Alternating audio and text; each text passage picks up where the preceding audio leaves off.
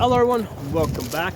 Today I want to talk to you guys about a method that I have developed for range estimating. Okay, so first I'll explain to you the method and I'll go into the details of how I developed it and how you can make it work for you. It may not work for you exactly the way it works for me. This is specific to my area, okay?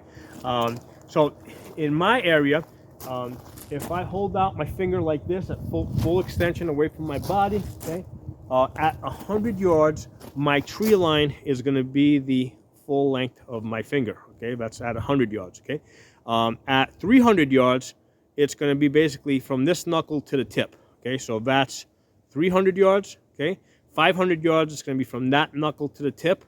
Okay, so that's my 500 yards. 1,000 yards would be half of that. 1,500 yards would be a quarter of that. Okay, so again, that's specific to me in my area.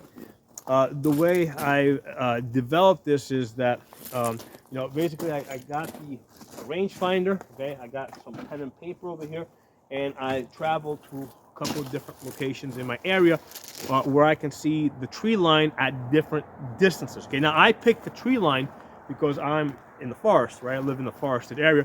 But that may not apply to you. If you're in the desert, obviously you're not going to have trees. But one of the things I see that in deserts, you can see the roads from quite a distance. And one of the things I've noticed is that you can see the telephone poles running along the roads in the desert, right? And most of those telephone poles are about the same height. So that's something that you can use if you're in the desert area. Another thing that you can use is like tractor trailers, right? All of the large tractor trailers, the sleeper cabs, they're all about 75 feet long, 13 and a half feet tall. So that's something that you would use. So you have to pick an object that is large, right? It's not going to work with something small. It's got to be large, and you can expect to find, in lots of different places in your area consistently. Okay, so in my area, I got lots of trees. Okay, now I'm not looking specifically at one tree. Okay, I'm looking at the tree line, which is an average. So the average tree line, as I have measured it, right, as I have calculated in my area, is 95 feet tall.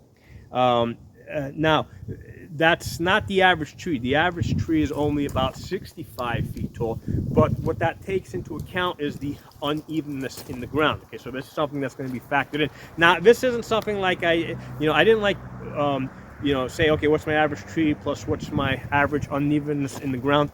No. The way I came up with that 95 foot number, and this isn't even something that you need to concern yourself with, is using the basically I milled it, right, and I backed into it, and that's how I used the rangefinder, so I had a known distance. Okay, I measured the mills in the mill grid, and that's how I was able to back into what the average height of my tree line in the area is. But that wouldn't even be necessary, right? It's not necessary for you to know that number. All you got to know is that you go to a couple of different areas. Go there with the rangefinder, hold your finger out. Okay, measure the height of your trees or telephone poles or whatever you're doing. Then put the rangefinder on it, start collecting some data. Do that at least like 4 or 5 different places, and then you should start seeing some consistent data. Okay, so for me, here in eastern Pennsylvania, okay, at 100 yards, my tree line is the full length of my finger.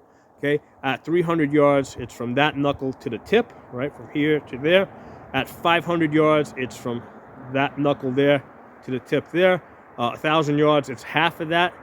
And 1,500 yards, it's a quarter of that. Okay, so that's a quick way for me to range estimate.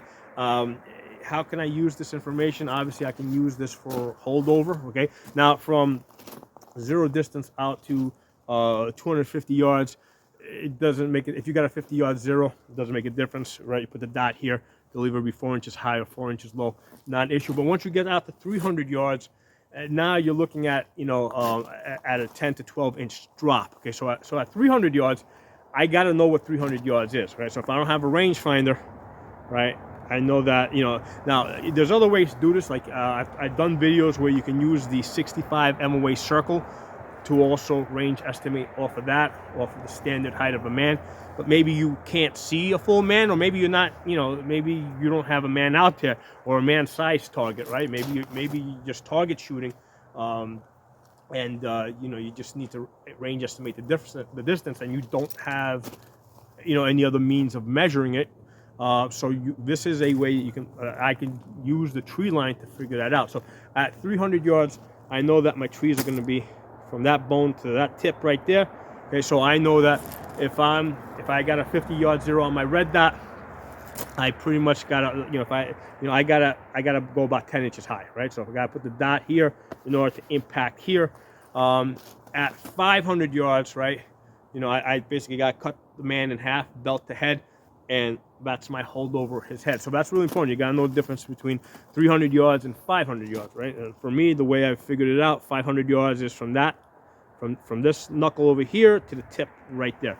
So if you can use, like I said, you can use telephone poles, you can use trucks, right? The truck I would do lengthwise, right? I would hold it like this, you know, try to figure out what the length of a, and